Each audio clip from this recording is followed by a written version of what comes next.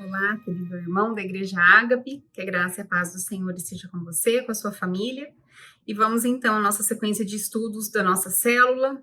E essa semana nós vamos falar sobre más companhias. E o texto que embasa a nossa lição de hoje está no livro de Provérbios, capítulo 6, do versículo 12 ao 19, e diz assim: Os homens maus e sem valor vivem dizendo mentiras, piscam e fazem gestos para enganar os outros. As suas mentes perversas estão sempre planejando mal, e eles espalham confusão por toda parte. Por isso, a desgraça cairá de repente sobre eles e não poderão escapar. Existem 7 coisas que o Senhor Deus detesta e não pode tolerar: o olhar orgulhoso, a língua mentirosa, mãos que matam gente inocente, a mente que faz planos perversos, pés que se apressam para fazer o mal, a testemunha falsa que diz mentiras e a pessoa que provoca brigas entre amigos. Bom, esses versículos não poderiam ser mais claros em relação à amizade.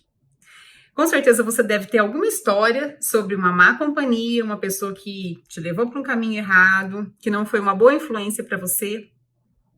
E quando a gente pensa em má companhia, pode ser que você se lembre da sua mãe ou da sua avó, ou de alguém que cuidou de você, falando o seguinte: não anda com fulano, não anda com ciclano, essa pessoa não é uma boa companhia, essa pessoa vai te levar para um caminho mau, para um caminho ruim. Mas o que é uma má companhia? O que é uma má influência? É aquela pessoa que é nociva para você, que é prejudicial, né? Uma pessoa que é totalmente nociva, que traz algum prejuízo para a sua vida. Mas sabe que, às vezes, até no nosso círculo de amigos, nós temos pessoas que são próximas, que nos são próximas e que, às vezes, através das suas atitudes, elas nos levam a comportamentos ruins, a fazer tantas coisas que nós sabemos que é errada, mas nós ainda continuamos a manter contato e acabamos alimentando essa nocividade, esse prejuízo à nossa própria vida. Bom, existem muitos estudos que comprovam que o nosso caráter, a formação do nosso caráter, da nossa personalidade, ela está muito relacionada à socialização com as pessoas com que nós convivemos. Não sei se vocês já perceberam, mas às vezes nós temos amigos tão próximos e nós nos tornamos como eles, começamos a falar como eles. Às vezes nós pegamos até um pouco do sotaque daquela pessoa, dependendo da região de onde ela veio. Nós nos tornamos parecidos com eles. Então, isso a Bíblia já explica muito antes do que qualquer sociólogo, né? Deus, ele ordena isso lá em Deuteronômio capítulo 6, no versículo 7. Deus diz assim, a partir do versículo 6, para nós entendermos o contexto: guardem sempre no coração as leis que eu estou dando hoje, e não deixem de ensiná-las aos seus filhos. Repitam essas leis em casa, fora de casa, quando se deitarem, quando se levantarem. Amarrem essas leis nos braços e na testa, para não as esquecerem, e as escrevam nos batentes das portas das suas casas e nos seus portões. Então, nesse trecho, Deus usa da influência que os pais têm sobre os filhos para ensinar sobre a palavra de Deus. Por quê? Porque os nossos maiores influenciadores são os nossos pais, aquelas pessoas que nos são próximas. E essa, às vezes, é a maior barreira do cristão, as nossas amizades, né? Com certeza você conhece aquele ditado, aquele provérbio que diz assim, né? Me diga com quem tu andas e eu direi quem és. Por quê? As pessoas com que nós andamos nos falam muito a respeito de quem nós somos, da nossa conduta e da nossa personalidade. Bom, a primeira coisa que a lição vem nos trazer hoje é analisar um coração maldoso. Nós sabemos que a nossa sociedade, ela tem sofrido de décadas para cá uma degeneração gigantesca. Primeiro, através do aumento da riqueza das pessoas. Você sabe que quando as pessoas às vezes começam a ter um pouco mais de dinheiro, começam a ter as suas necessidades supridas,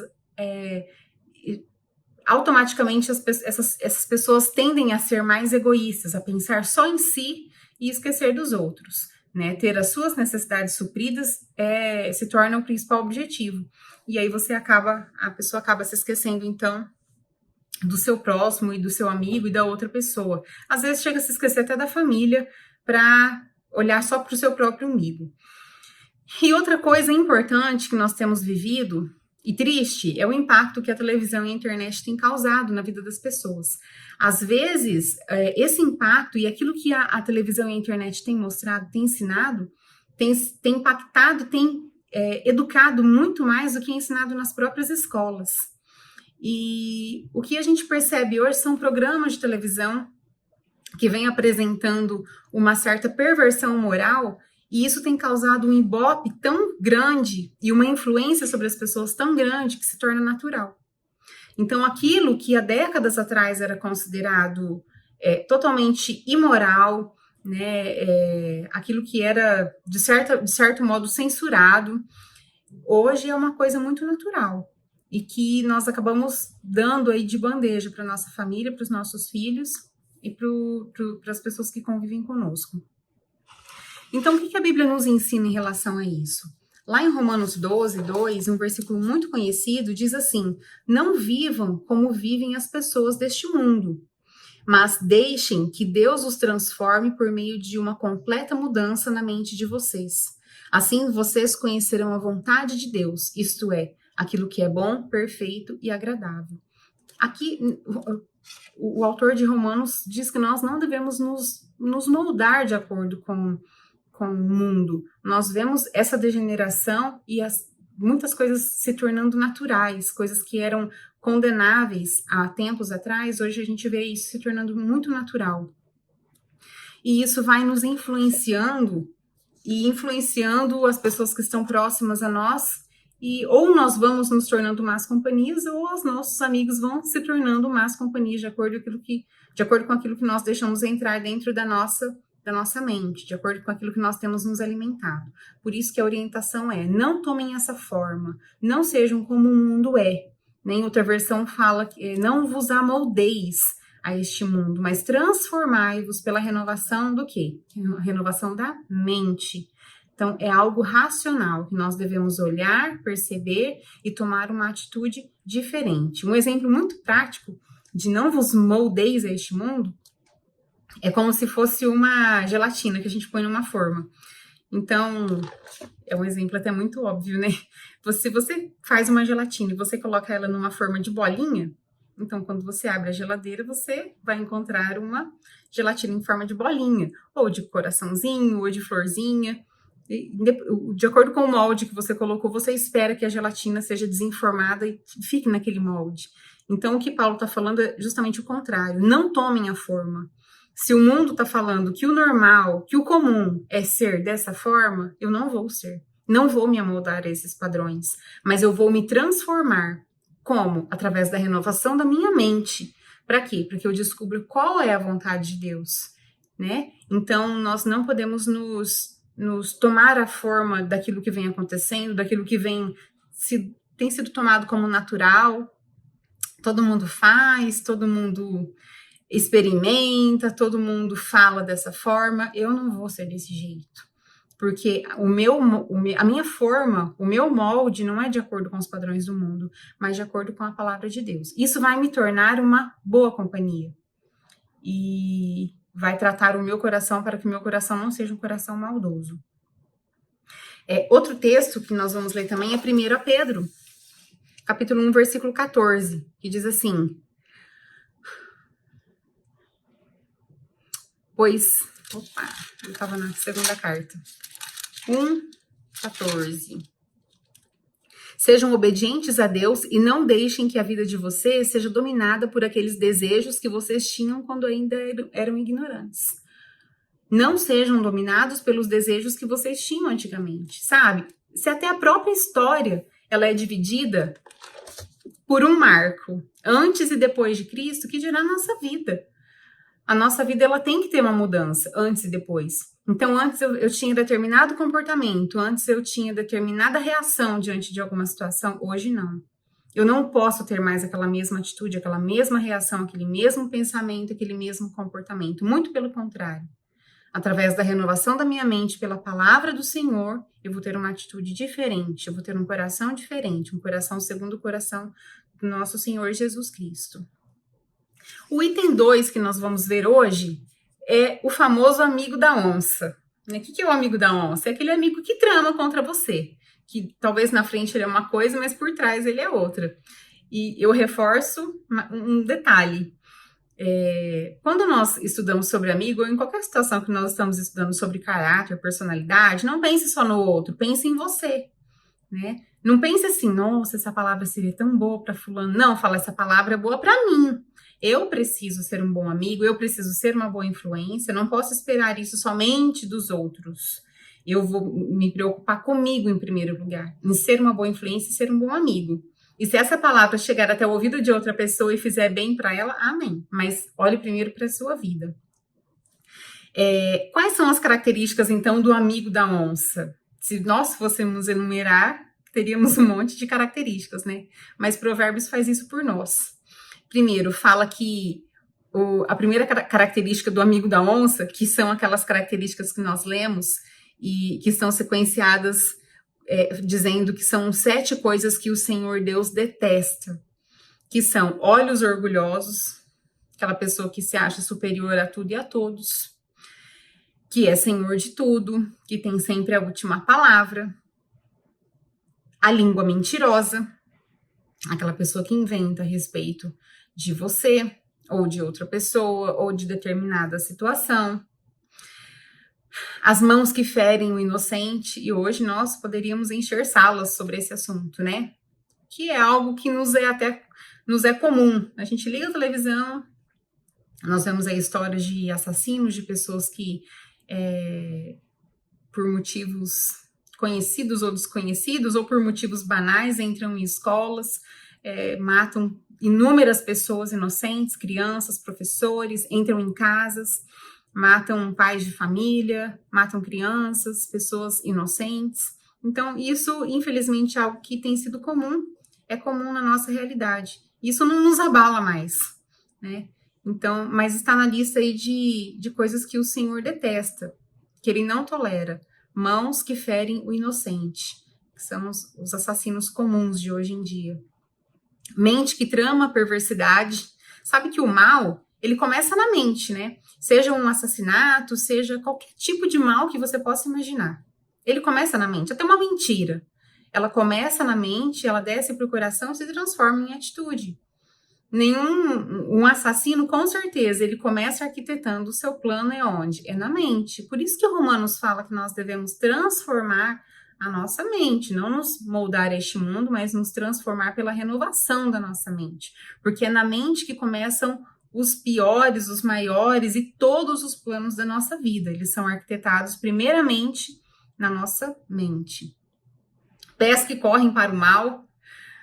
Sabe que tem gente que tem prazer em sair da sua casa e ir até outro lugar para fazer alguma maldade, para falar mal de outra pessoa, para causar ali um desentendimento. Existem pessoas que têm prazer nisso, que não seja o nosso caso, porque não seja o meu nem o seu caso, porque isso está aí na lista de coisas que o Senhor Deus não tolera. E isso não pode ser uma prática de pessoas que conhecem a palavra de Deus. E se for, nós precisamos consertar. Lábios que proferem falso testemunho, lábios mentirosos que proferem falso testemunho. E nós nos lembramos do testemunho, nem sei se é um testemunho, né? Mas da história de tudo que aconteceu com Jesus. Jesus, ele foi traído no tribunal e ele foi dedurado ali por um de seus amigos, um de seus discípulos. Então, esse é o maior exemplo aí de lábios que diante de um tribunal, onde não se poderia, nem em hipótese alguma, mentir diante de um juiz, de uma autoridade. Judas, ele traiu Jesus, né? E todos nós conhecemos a história. Em último lugar, a pessoa que provoca brigas, que joga um contra o outro, que tem prazer em desfazer amizades, em ver intrigas, em ver amizades desfeitas, às vezes por ciúmes, às vezes por pura picuinha, às vezes sem motivo algum, por puro prazer. Faz rixa de um com o outro, conta mentiras de um para o outro, joga um contra o outro, e o texto que nós lemos, ele é muito claro em relação a isso, né? A pessoa que provoca briga entre amigos, isso está entre a lista das coisas que o Senhor detesta. Quais são as nossas atitudes diante de tudo isso para que nós sejamos boas boas influências, para que sejamos bons amigos. Nós devemos fazer o contrário de tudo isso. E além de tudo isso, buscar no Senhor a orientação e buscar na sua palavra as dicas, os conselhos que o Senhor nos dá para que sejamos boas companhias. Devemos ser, então, em primeiro lugar, ser honestos, né? Reconhecer que nós temos a tendência de fazer algo errado, de sucumbir em algumas situações, mas que nós estaremos firmes buscando em Deus, sempre a honestidade, né? Significa redobrar o cuidado na escolha dos seus amigos também. Quais são as pessoas com que você tem andado? Aquela pessoa é muito próxima, é muito amiga sua, mas ela tem te influenciado de forma ruim, tem te levado para um caminho que você sabe que é ruim, que tem trazido prejuízo para a sua vida, que tem trazido desentendimento, que tem trazido muitos problemas. Então, você tem que selecionar melhor as suas amizades. Mas é meu amigo de anos.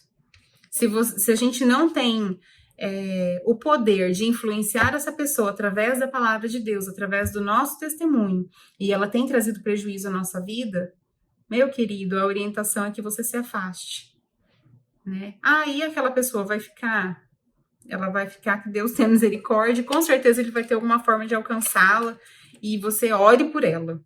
Mas se isso tem trazido prejuízo para a sua vida, o sinal de alerta é esse. Se você não tem como influenciar, então você vai ter que se afastar, para que a sua vida também não seja perdida, para que não venha um prejuízo maior sobre você. Segunda coisa, examine sua vida espiritual. Há algum pecado com que você esteja tendo problemas? Existe alguma coisa na sua vida que tem te impedido de estar diante do Senhor? Existe alguma coisa que tem te separado de Deus? Sempre há. Você tem conseguido vencer essas barreiras? Se não, temos que avaliar isso. Existe algum amigo que tem te influenciado de uma forma tão ruim, que tem te tirado da presença de Deus? Temos que colocar tudo isso aí em avaliação. Desenvolver convicções espirituais. Tem você desenvolvido convicções pessoais quanto ao que pensar, a linguagem, ao estilo de vida? Como tem sido a sua conduta? Qual tem sido o seu estilo de vida? Quais têm sido as suas influências? Em que você tem se baseado? Num mundo hoje de digital influencer, se você pegar a lista do seu Instagram aí, ou do seu Facebook, ou de pessoas que você admira mesmo, independente de redes sociais, o que essas pessoas têm te ensinado? Será que elas têm te levado a consumir cada vez mais? Será que elas têm te levado a ansiar, a desejar por um estilo de vida que não é o seu? Será que elas têm te levado a querer conquistar aquilo que às vezes não está no seu alcance, não está na sua realidade? Muitas pessoas têm se iludido tanto com isso. Nós vimos há algum tempo atrás discursos sobre isso. Pessoas que vivem vidas irreais, vidas parece que montadas. E quando é colocado numa tela, numa rede social, a gente se encanta com aquilo. E isso influencia muito as nossas vidas de forma negativa. Então, talvez seja a hora de você fazer um limpa nas suas redes sociais e deixar somente aquelas pessoas que te influenciam de modo bom, que te influenciam positivamente, que te influenciam espiritualmente e de uma forma boa também, porque tem muitos influenciadores aí digitais cristãos que têm dado muito mau testemunho, e a gente não está julgando, mas nós temos que avaliar, temos que julgar e avaliar o que vai ser bom para a nossa vida, o que vai ser bom para a sua vida. Então, em quem você tem se espelhado? Essa pessoa tem trazido benefícios para a sua vida ou não? Tem trazido prejuízos? Você tem que avaliar, querido. E seja uma influência boa, né? Aprenda a influenciar positivamente as pessoas, ao invés de ser influenciado pelos maus. Você tem que selecionar as suas amizades, selecionar aquilo que você tem colocado dentro da sua mente, colocado dentro da sua casa, para que você seja uma boa influência, para que você seja bênção para os seus amigos, para que você tenha sempre uma palavra de esperança, uma palavra de apoio, um conselho bom. E isso não vem de nós sabemos que não. Isso vem de Deus, isso vem através do estudo da palavra, sabe? Todas essas dicas que nós vemos agora, elas foram tiradas diretamente da palavra de Deus. Se você fizer um propósito de ler aí o livro de Provérbios, como nós fizemos na nossa célula aqui em casa, você pode fazer Provérbios em 31 capítulos, dá um capítulo por dia, em um mês você consegue terminar o livro. Você vai ver o tanto de dica que Salomão e outros autores deixam para nós em relação à nossa vida, para que a gente possa viver bem, dicas preciosas como esses versículos que nos deixam conselhos sobre as nossas amizades, sobre as más influências, sobre as pessoas que nós devemos selecionar para fazer parte da nossa vida. Então, eu espero que você reflita nessa lição, reflita nesses conselhos que a palavra do Senhor nos traz e que possamos aí, né, com a ajuda do Senhor, sermos melhores amigos, sermos melhores influências, principalmente em dias como estes que nós estamos vivendo, em que nós ligamos a televisão e as notícias são péssimas, em que nós entramos no nosso WhatsApp, entramos no Instagram, no Facebook, nós vemos notícias terríveis. E se já não bastassem as notícias ruins, existem pessoas que fazem questão de reafirmar aquilo que já era ruim, as fake news, né, que vem assustando cada vez mais as pessoas. Não seja um transmissor de notícias ruins. Não seja um transmissor de notícias falsas, alarmantes, mas traga uma palavra de esperança. Se você não puder compartilhar esse vídeo com outras pessoas, que é a palavra de Deus, não compartilhe coisas ruins também. Mas com certeza no seu coração, se você é uma pessoa que se propõe a ler a palavra de Deus, você vai ter algo de bom para compartilhar com essas pessoas. Então, quando você for colocar alguma coisa que não é benéfico, não coloque, não compartilhe. Compartilhe a palavra de Deus, porque ela é viva, ela é eficaz, ela é a luz para as nossas vidas, ela é luz para o nosso caminho, e com certeza, se ela fez diferença na sua vida, é o que vai fazer diferença, que vai abençoar o seu amigo também. Seja uma boa influência, seja uma boa amizade, seja um bom cristão, né? É isso que o Senhor espera de nós, e que Deus te abençoe durante o restante dessa semana, que você seja aí um disseminador da palavra de Deus e que a sua amizade seja abençoadora para aqueles que estão próximos a você. Fique na paz e até semana que vem, em nome de Jesus.